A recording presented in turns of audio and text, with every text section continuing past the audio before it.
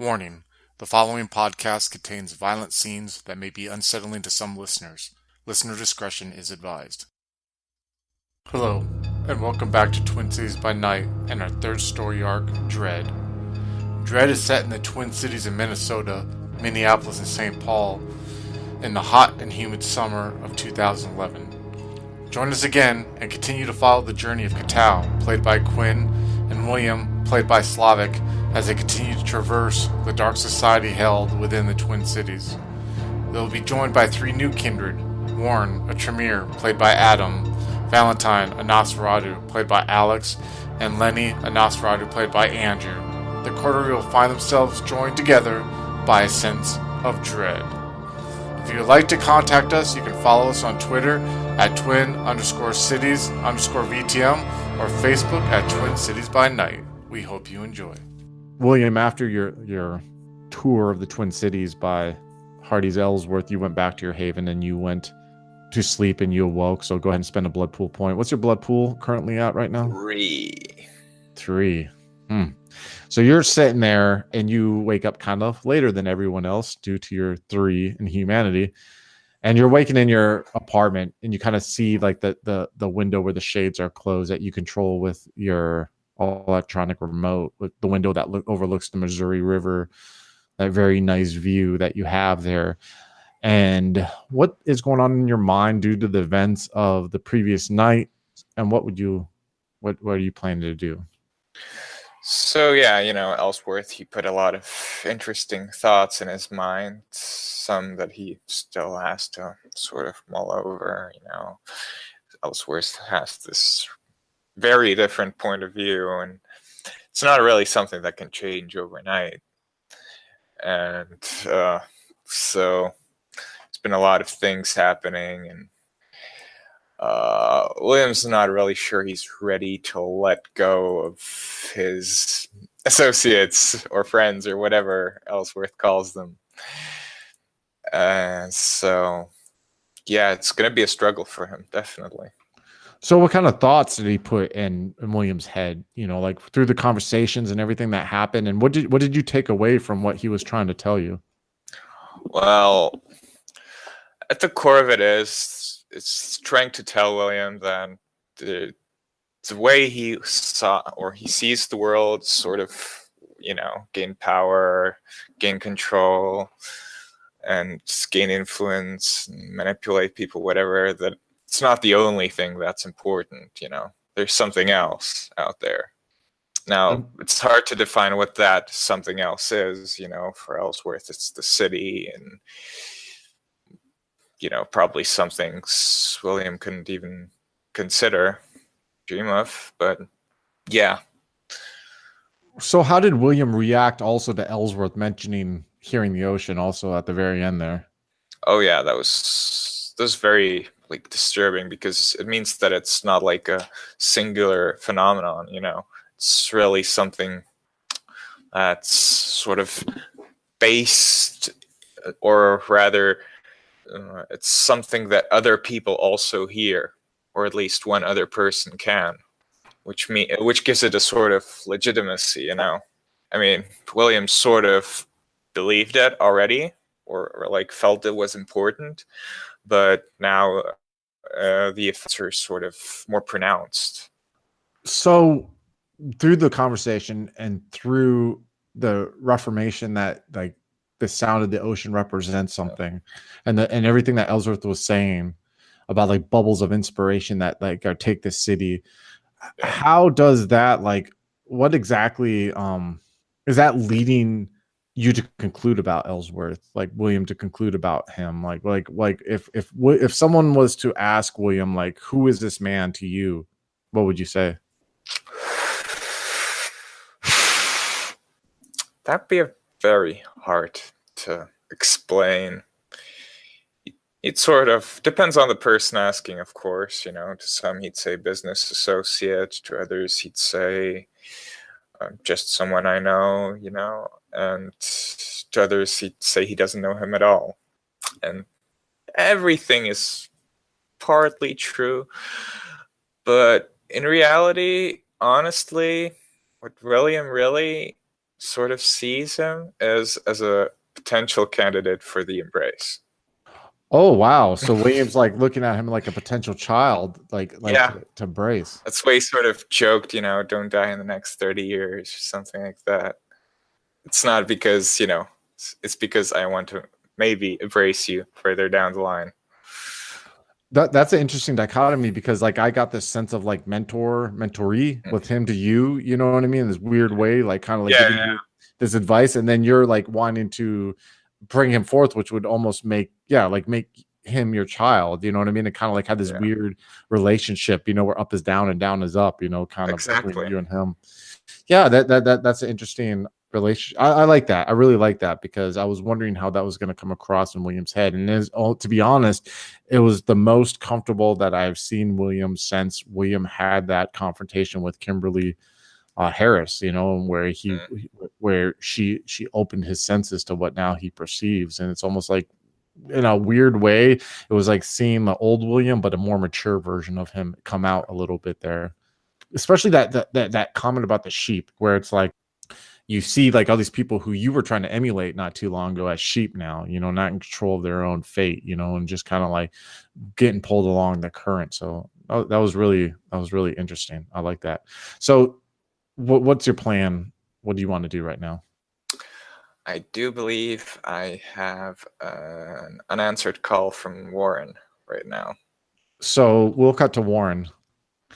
We left off with you where you were coming from the southwest portion of these projects. You were just coming upon crossing the street and coming upon a basketball court that has like a chain link fence around it. Right when you step on the sidewalk in front of this chain link fence, you feel your phone vibrate. And when you pull it out of your pocket and you look, you see it's a call from William. Warren will open up the phone, or he'll answer the phone. Hello? Hello, Warren? You called me? Yes. Yes, I did. I'm on my way up to the projects. What are you doing this evening? Well, I currently have the evening free. Do you want me to join you? Your assistance could be useful. Let me interject before you respond. At that moment where you say your assistance could be useful, you start feeling a sense of calm when you start engaging in a conversation with William. You hear, though, slowly in the background of your consciousness, the waves lapping on that shore again. It's like almost a moment where it's like you can be of assistance and you have spoken that bond. You have made that bond. You have made the fact that you need to rely on them. You hear it gently. And at the same time, before you respond, William, you also hear in the far corners of the recesses of your mind that very same sound. And this is the first time that this has happened to you. And this is William, and this is the first time you've heard the sound since your failed attempt at astral projection. Now go ahead. Seems back on you. He said your assistance would be most welcome. Do you want me to meet you somewhere? I'll be there as soon as I can. Yes, can you meet me at the corner of the nearest two streets? Will do. See you there. I'll be waiting for you on the basketball court. William. So I take it you're going to get dressed and you're going to kind of head in that direction, or? Exactly. Just prepare. And I think William would, I know that he sort of stopped taking care of a bit about his appearance, but now he start dressing up again, just make sure the shirt's ironed properly and everything. Gonna go well dressed into the projects. So yeah. What's going on in your head with like hearing what you heard while on the phone with them? What does that do to you at this moment? I wouldn't I don't think he could put it into words, but it's like this feeling of really like this has to be something, just hearing the wave and hearing the thing from elsewhere. It really made him sort of focus on this emotion, on this sort of, I don't know how I'd call what he'd exactly feel. It's like an omen, a sort of anxiety, you're not sure what's going to happen, if it's going to be good or bad, just sort of tingling in his fingers. So when you're driving there, what's your like what how are you driving? Are you driving like in a hurry? Are you driving like someone who is mind is racing? Or are you just taking your time going there? Or like Uh, I think he'd drive like relatively aggressively, yeah, trying to definitely. speed a bit and the usual. So when you're driving, when you like get your car from the valet and you start peeling down the streets of downtown and you like get on that highway that leads to these projects, you're just like burning down the road of this highway. You're passing people, you're going in the fast lane, you're just cutting in front of people, you're weaving in and out of traffic with this beamer that you have, just like the fine precision German engineering is just taking you to your destination. And you're almost like, you're shifting gears and and you just hear the purring of this engine like, as you're fucking going down, and you see like the lights of the that are along the highway like illuminating the water that's still in the road, and you're just like literally like you hear a couple of horns honking, but you're just this cutting like a knife through butter, just like going through traffic in and out. And as you see, as you're turning and you're going like 95 miles per hour right now, probably in a 65, and you see off into the distance, you see the scene that I've described before of these four towers that just stand out there. And you look at this, William, and you're reminded of these conversations that you had with Ellsworth not but 24 hours before, about these monuments that the city has brought forth, that man has brought forth, and bubbles of inspiration that are brought to the forefront of everyone in the city. And you look at this and you look at those four buildings and you realize distinctly at this moment that that might have happened when these were created. Because you look at this landscape, a landscape that once did not have man building structures like this, that belonged to Native Americans at one point, and you see that this right here, those four buildings, that architecture right there signifies the roots of the city coming up and showing forth, bringing forth fruit. And you go off on the exit and you shift down and you start going towards this lower part of the neighborhood. And you actually have not been in the side of Minneapolis until since you were looking into the murder of Paul Hughes not too long ago, to where you saw that kid T that was on the street corner that you guys tried to confront, while you're actually sitting in this very same car along the side of the street watching your coterie try to get information from him, not knowing what was going on, not really caring, sitting in the warmth of this very same car. And now you're purposely going in this area to get information rather than getting dragged along. And as you come across, you start seeing this basketball court. But as you're driving by down one street, I need you, Kaetao, to roll me perception, alertness roll, difficulty 6 if you could. I got 3 successes. All right, so you're sitting in this car, Kaetao, in your Toyota Corolla, and you're like looking at this scene that's going on, where we left off, where like you see this figure come walking across the corner. You can't make it out though because of where you're sitting in the car and the shadows. Like probably no one can even see you in your car right now because of how dark it is. And you see a figure that's like the size of Valentine, and you see like Lenny walking towards him. You saw a moment of like weird unspoken communication. You see then Lenny walking towards him. And I was just in a focus, and all of a sudden you see, like you hear, because you have your windows down from your left, and you hear like this distinct sound of like a purring of an engine, which you are very fucking familiar with because you were not just but in this car with William talking to the Putanesca brothers not too long ago. And you look surprised and you see the very same car is going on the cross street, and you see him driving, like he's driving in front of one of the project building that is on the south right now. And there's a moment where you realize that's William's car, but you can't make out any figure. Obviously that's in there because it's dark. You see the headlights cut through, and you see it kind of like slice through these streets. We'll cut back to William. William, you're driving, and you see this basketball court. It's a ran down basketball court that has like a chain link fence that's around it, and has these old hoops that don't have like the netting anymore.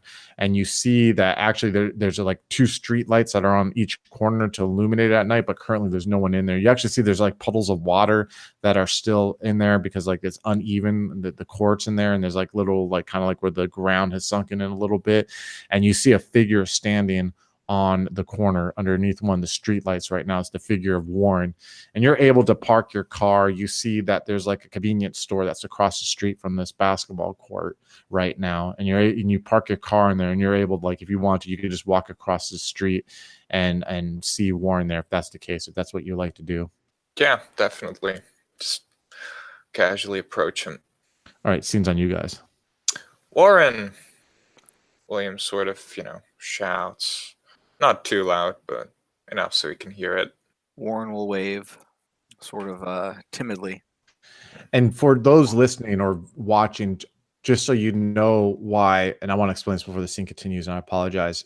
If you want to know why both William and now Warren hear it, is because due to Warren's botched astral projection role that he had with the whole vision that came with it, now for a week he will hear this primordial ocean that William is going to hear for a year now, or ever how long that lasts. But you that's why he's hearing it now. So there's this weird unspoken connection. You guys are getting closer. It's almost like two magnets, you know what I mean, that are being drawn together at this moment when you feel it. Like it's this, you both are now, you kind of hear it in the backdrop. It's not overcoming loud, but you're feeling more comfort around each other now than you probably felt before.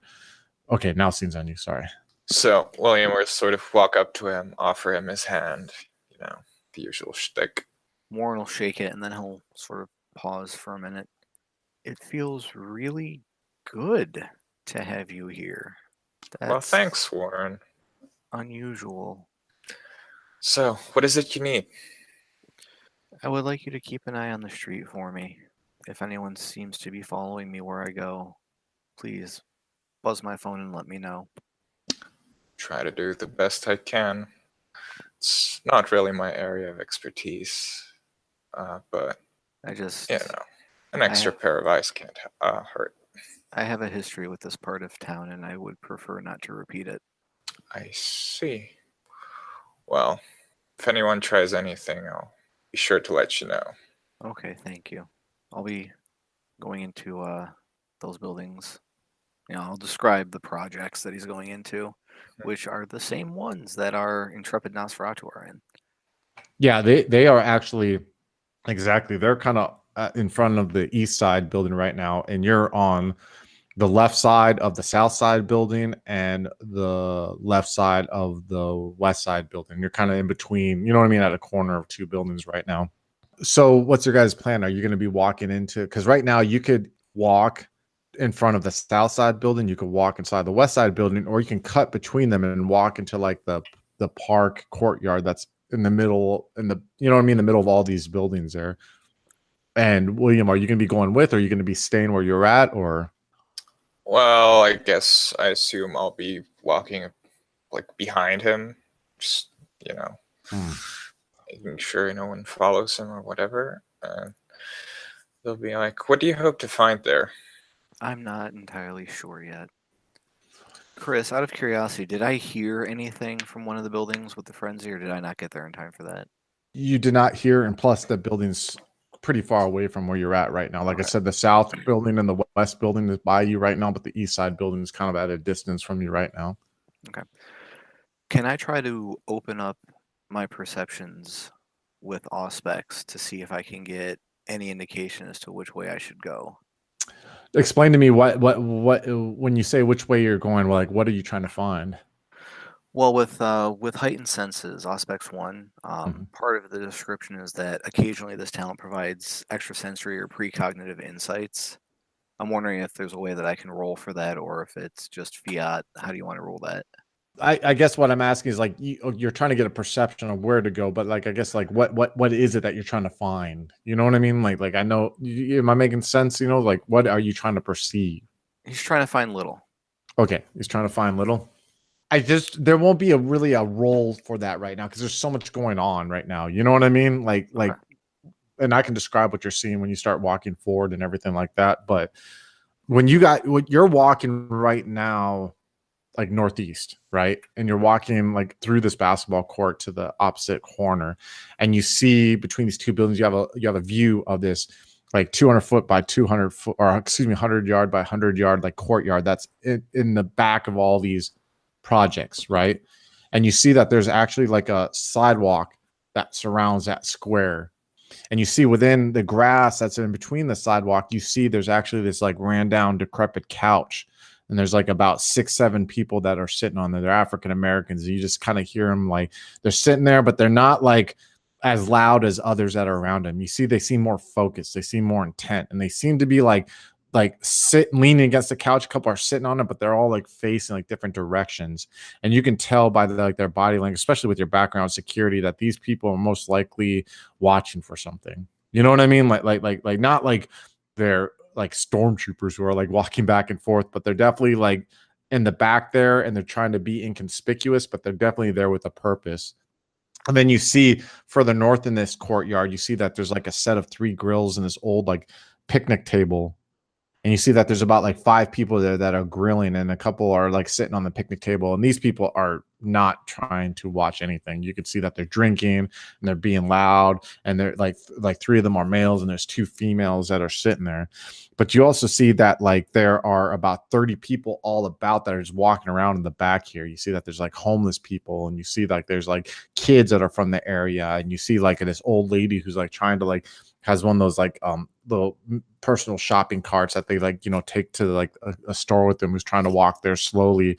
You see that like there's like homeless people who, like I said, who are just kind of like leaning against some of these buildings, and there's this constant din of sound that's coming through again. And you kind of get the sense that like you realize the poverty level that is here. You see like extension cords that are being ran from like one apartment to like another, assuming to like getting power from like they didn't pay their electricity bill, or you see, you know, different stuff like that's about in the back there. And it just seems like there's life that is going on there. But, and I've thought about what you asked about the perception, and I'm going to go ahead and I'm going to give that to you. I'm going to give it to you both. Because when you both are talking and you're like walking through this grass that's like between these 2 buildings, you see the building that's towards the north. And there's a moment where you're talking and you're having this small talk, and you stop and you look at that one building in the north, and you for a second fear that you have that sense of fear that you felt for a little bit when you had that botched astral projection. Now, it's not for the same reasons, but it's that unspoken, unseen eeriness that just kind of like curdles the blood that's within you and makes the hairs on the back of your neck stand out a little bit. And William, you feel that too. There's like a moment where you both are talking and you stop and you look at this building on the north that just kind of stands out there. And right now, you guys are kind of like in the shadows a little bit of the building, and no one is quite seeing you yet, but you know very well that the way you guys are walking, that you guys are going to stand out very badly here soon. William, perhaps it would be better if you waited in your car. Do you have a firearm? Not currently on me, but I'll make sure. I can always scare away any interlopers. Trust me. Okay. I will do what I can to go in unnoticed. And with that, I will activate Obfuscate 2.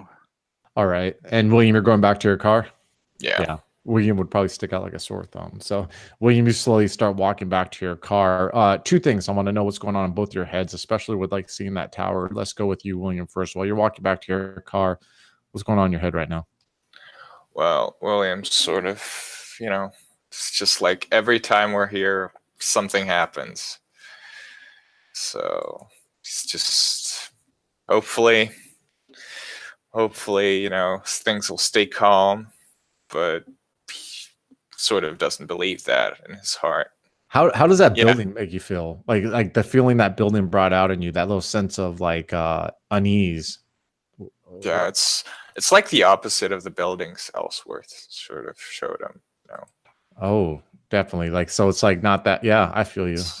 It's very, I think it's cool how William is starting to have a new perception on things, especially like the city. You know what I mean? Like a lot of kindred are territorial, but this is like a whole different level. Like like everything in the city kind of speaks to you in a weird way. You know what I mean? And like that building does. So that's definitely, I like that a lot. What about you, Warren? What's going on as you start walking forward? Warren just has this creeping dread that something might go horribly, horribly wrong, like the last time he was in this part of town. And Yeah. he's a part of him is just deathly afraid that he's going to pointlessly lose control. I mean, if he happens to brutalize someone deliberately and while he's under control, that's a little more satisfying to him if he's in the right mood. He just What's doesn't it like losing it to the beast. exactly? And what's your blood pool at right now? Right now it's 10. Oh, it's 10. Okay, definitely. So you're walking and you're starting to get to this courtyard here, and you see that building that's in the north, and you see the back of the east side building, and you see kind of have a good view of the backs of all these buildings and kind of like the parking lots that are in the kitty corner of them. Where are you going to right now? He's gonna get into the building to the north. You're going to He's gonna head towards approach. there. Yeah, he's gonna approach the front door, see if it's open. Okay, so to do that, you'll have to walk like towards the park. You have to walk north until you get to the front of the building and then make a right. And there's a parking lot on your left. But before you get there, you're walking in the back of the courtyard, right? And you're walking past these people, unseen, unknown. And as you're walking further north, you kind of notice that like there's more people that are loitering a little bit on the side of the building. There's about 4 African Americans there that are standing there. Again, they seem to be somewhat on edge. You kind of sense that like they are trying to be observant of what's going on around them. Let's cut to Kaetao. Kaetao, I need you to give me another perception alertness roll, difficulty 6, please. 5 successes. You're sitting there wondering what the fuck you saw William going on. Like, okay, what's going on in your head with everything that you've witnessed and heard and seen so far? And you're sitting there because you're kind And of so like for right now, the big thing going through his head is what he heard from Valentine's phone. Is like I know that's he friends. He's certain about that.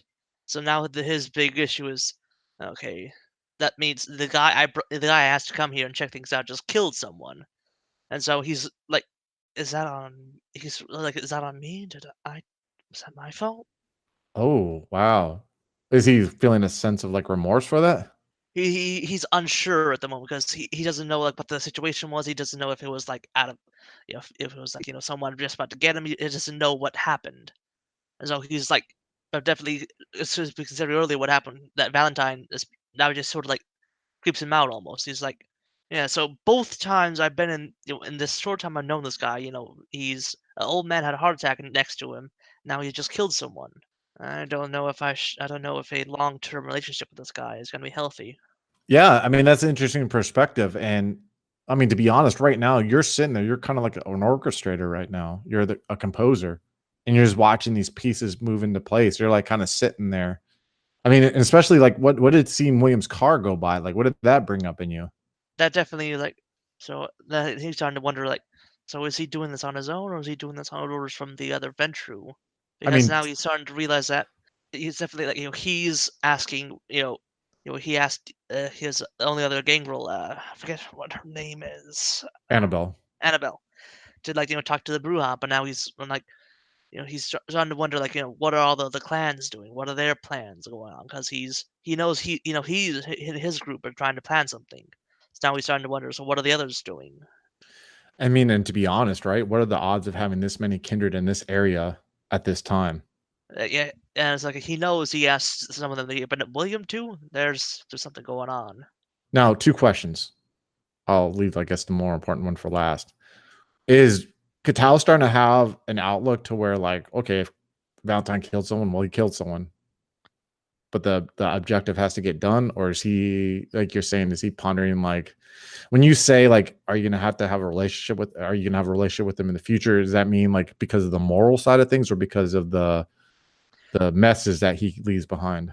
I think this is definitely it's some a bit more moral. Is it hurt effect is like he's definitely feeling like much more conflicted than he would have thought of. Like, but morally, it's like I asked him to do something and he just killed someone.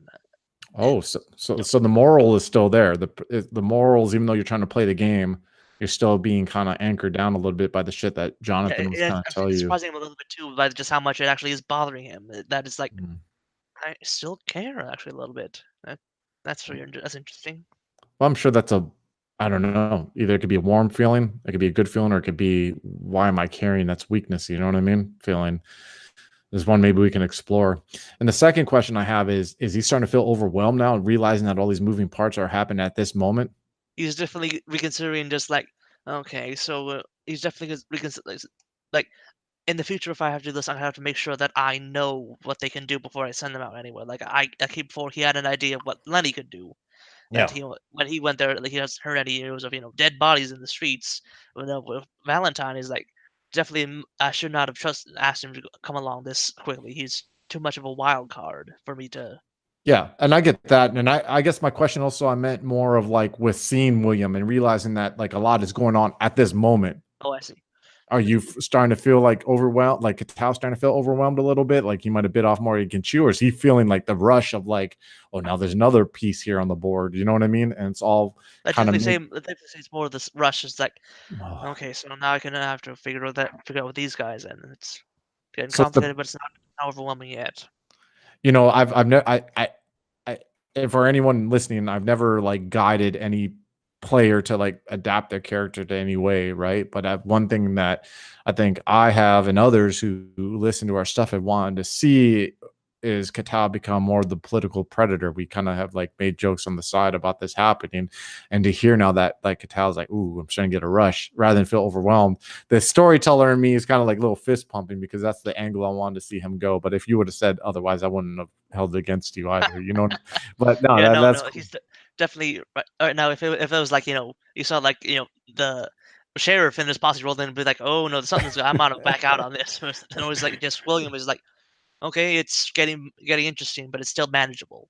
Well, I got something else to add to that. So let's see if you feel Uh-oh. the same way afterwards. So as you're sitting there, like piecing this all together, you are again sitting in your car by yourself. Just the side, you hear just like this noise that's coming from across the street. You got your windows down, and you see from your right one dark SUV drive by, like heading to the looks like in front of the North Building, and in the parallel street. And you're looking through your passenger window, and you see another one, and then another one. Oh. And then you see one more, but you see the back window roll down, and you see a figure looking out, not at you, but just like out at the night. And you recognize that person to be Max Cleveland. You see his finely cut red hair and his glasses and his well trimmed red goatee as he's looking out the window. And then you see another SUV pass by, and then no more follow that at that moment. As soon as I see that go by, he's gonna go to his phone and is like, Lenny, Valentine. There's a guy convoy headed in with a guy called Max Cleveland. Okay. Whatever he does here, keep an eye on him. So we will cut to Lenny and Valentine. You guys are walking towards each other, and Valentine, you hear a muffling sound coming from your phone, like a voice coming through your pocket. As Lenny, you're walking past the 5 people who were standing by that first floor window, and you're kind of walking towards, like closer towards the corner, away from the building, the North Building, but just kind of like meeting Valentine there. And you two are standing in front of each other. And before we go to the phone call, Lenny, you're looking down at Valentine right now, and you get this sense of eeriness from him, because Valentine now has a humanity of 4, and you're looking down at him and you realize that this kid is not the same as he was before. And when he stares back up at you, even with his obfuscated eyes, you sense this blackness that are coming from within. And then you hear the mumbling, Valentine, coming from your pocket, and you kind of hear that too. Lenny, go ahead, scenes on you guys.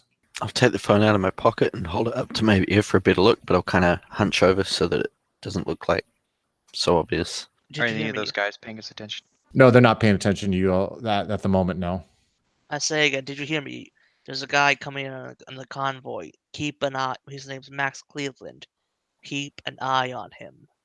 What does he look like?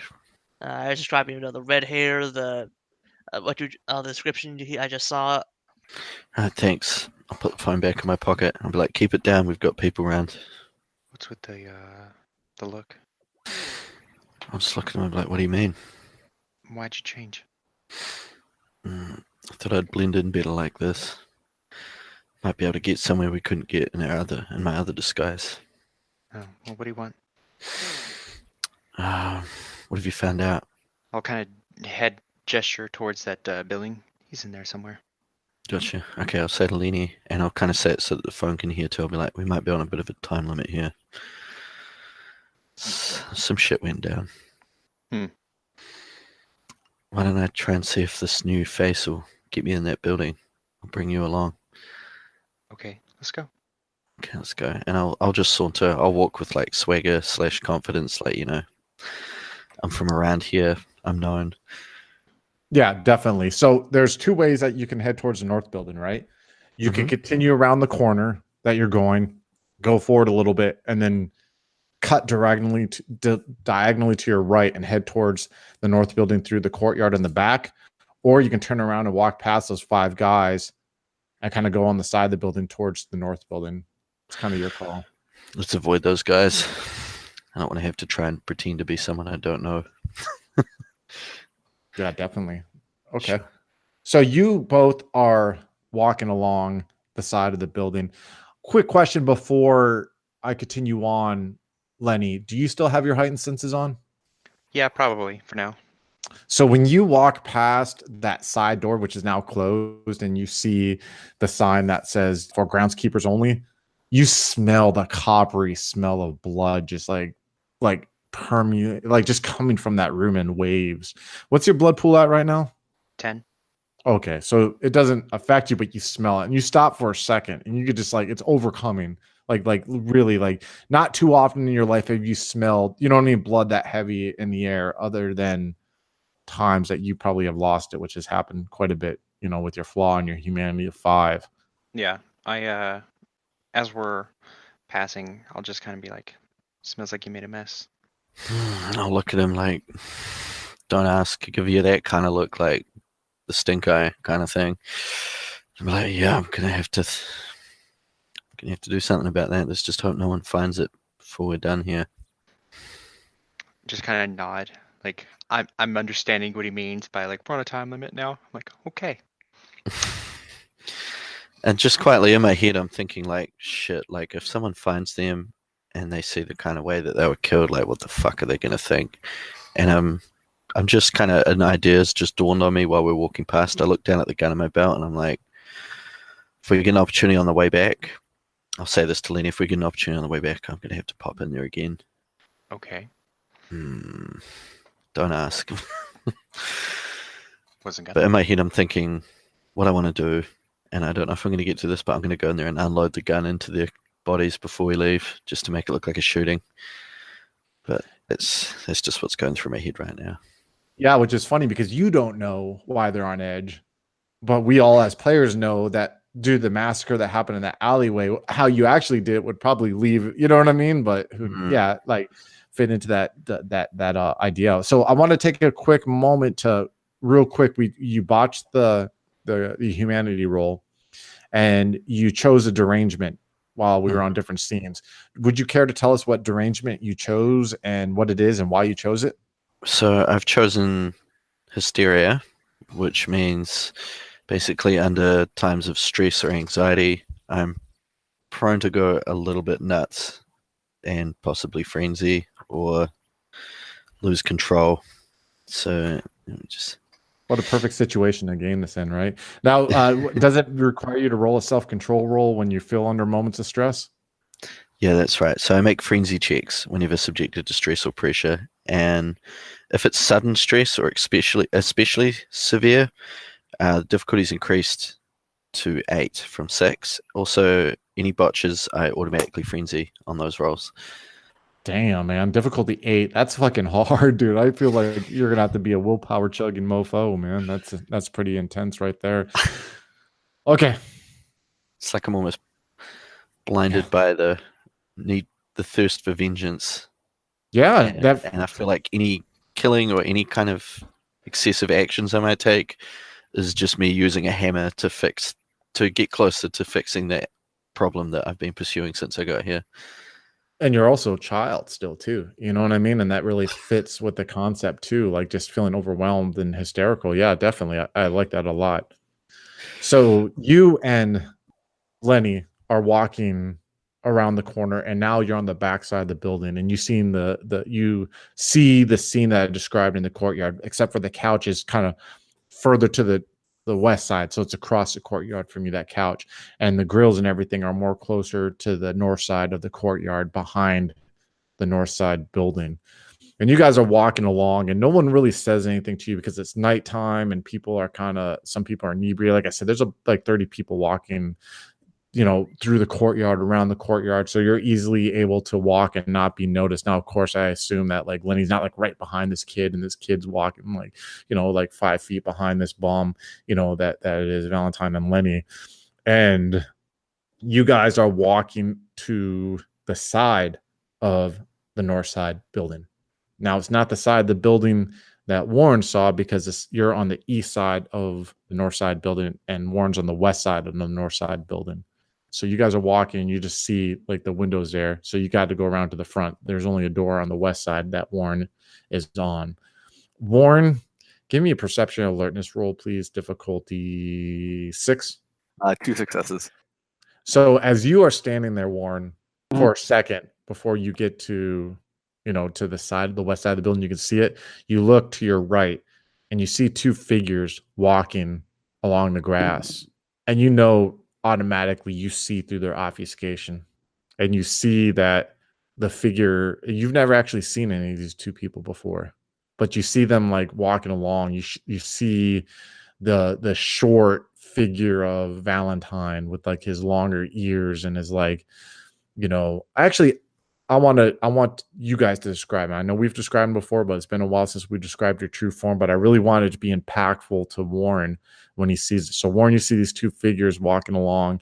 Valentine, describe your unobfuscated figure right now as you're walking, if you could, please. Probably looks maybe slightly comical because I'm wearing like these baggy kind of clothes. I guess I've got like a basketball jersey and some shorts on, and I'm walking with this swagger, but then my actual appearance unobfuscated. I'm guessing my ears are kind of bobbing a bit from each step. I've got that kind of, I've got the face of a child, but it's obviously disfigured and ugly. Like my nose is kind of upturned and slightly worn away so that my nostrils are a little bit more like slits. I've got this kind of cruel mouth with the 2 prominent front teeth, quite sharp, very wispy, thin hair on a bald head, which is covered in kind of what looks like scar tissue and blemishes and stuff. And I'm just an ugly little motherfucker, basically. And Lenny, if you could describe what he sees on the unobfuscated version of you again. So Lenny is very pale, pasty, with like no body hair of any kind. And there's like these weird little like patches on his flesh where it's like almost like scaly, like that nasty slimy kind of scales of fish that's been partly scaled away, but some is still remaining, and just like in these weird patches, almost like some kind of weird infection, just like on his elbow and occasionally in some spots on his cheeks. And he's got this like just like toothy mouth full of like teeth, just all of them all crooked and sharp, and his eyes are like opaque and like dead, like that of a corpse. So you see, Warren, these 2 figures are walking like at a diagonal towards the east side of the building, and then they're out of your line of sight. Hello, folks. Have you ever wished you could have an easy way to find gameplay videos and podcasts, or just media in general that deals with your favorite White Wolf role-playing games? Or have you ever wished you could find a forum to share gameplay that you have recorded, one which wouldn't be drowned out by random posts and discussion, so that your media could get the attention you want? Well, we have the answer for you in a Facebook group we run called White Wolf RPGs Gameplay and Media.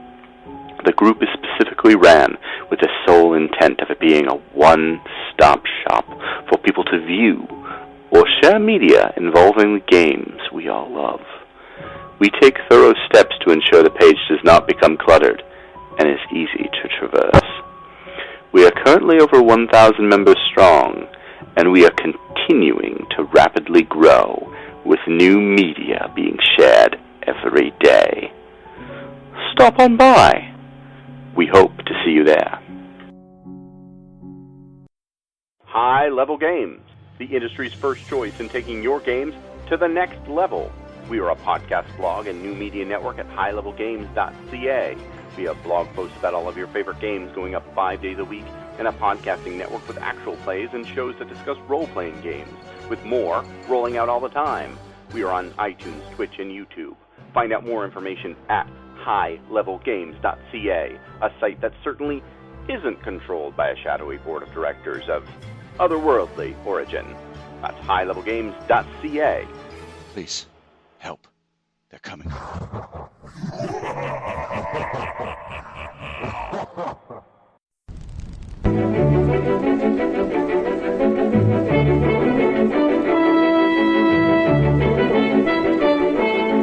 The Los Angeles metropolitan area is constantly growing and changing.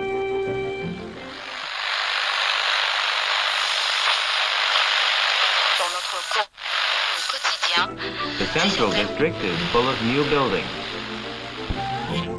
The Hollywood and Wilshire districts, once far from downtown, now are part of which spreads past Beverly Hills and out to the ocean.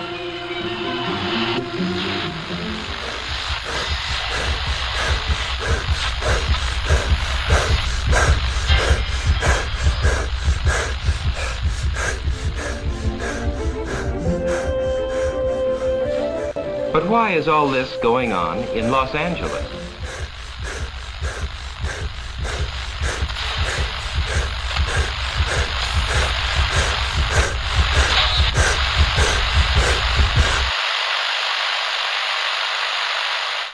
Why is Los Angeles an exploding city?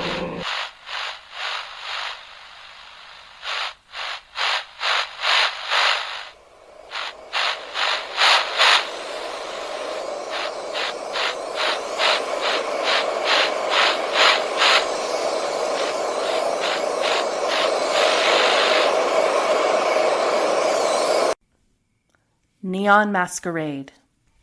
The Demon's Mirror. 13 Candles. 3 chronicles running through the undead veins of the City of Angels. The Esoteric Order of Role Players Actual Play podcast invites you to drink deeply. Go to eorpodcast.com and search the duets tag to find out more.